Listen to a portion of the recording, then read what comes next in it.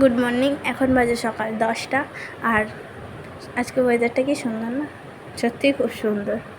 তো তারপরে brush trash করে ফ্রেশ হয়ে মা আমাকে ব্রেকফাস্ট দিয়ে দিয়েছে, লুচি আর আলুর তরকারি। কি ভালো না লাগে। তারপরে 12টার সময় আমাকে বাবা দিয়ে আসছিলো মামা বাড়িতে। তো আমি বাবার সাথে মামা বাড়ি যেতে, ওই দেখো আমাদের রথতলা মন্দির দেখা যাচ্ছে, ওটা হচ্ছে আমাদের রাধাকৃষ্ণ মন্দির।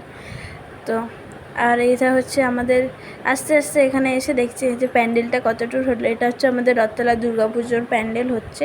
কী যেন একটা থিম করেছে, ঠিক মনে পড়ছে না। যখন ফাইনাল হবে তখন তোমাদের আবার শেয়ার করব।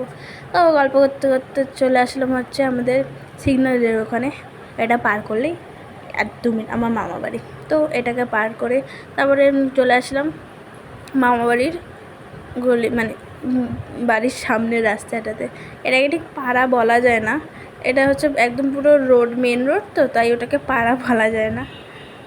তো আবার করতে করতে আসলাম মামা বাড়ি। ওই দেখো ওই গাড়িটা দেখা যাচ্ছে না, হ্যাঁ ওটাই আমার মামার গাড়ি, মানে ওটাই আমার মামা বাড়ি। মানে গাড়িটা না, বাড়ির সামনে যে গাড়িটা আছে সেটা, মানে এইটা। তো এসে আমি খাবো না, তো আমাকে জোর করে এই কচুটা খাওয়াচ্ছে আমার দিদা, কারণ উনি সবসময় ওরকম করে।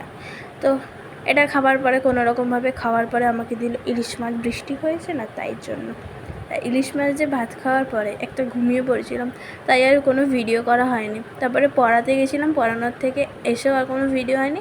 এখন আমি যাচ্ছি রাত্রি 9:30টার সময় পিসিবাড়ি। তো আমি পিসিবাড়ি যেতে যেতে তোমাদের সাথে দেখেছো ফাঁকা না রাস্তাটা, হ্যাঁ তখন 9:30 বাজে, কে বা আমার জন্য রাস্তায় দাঁড়িয়ে থাকবে।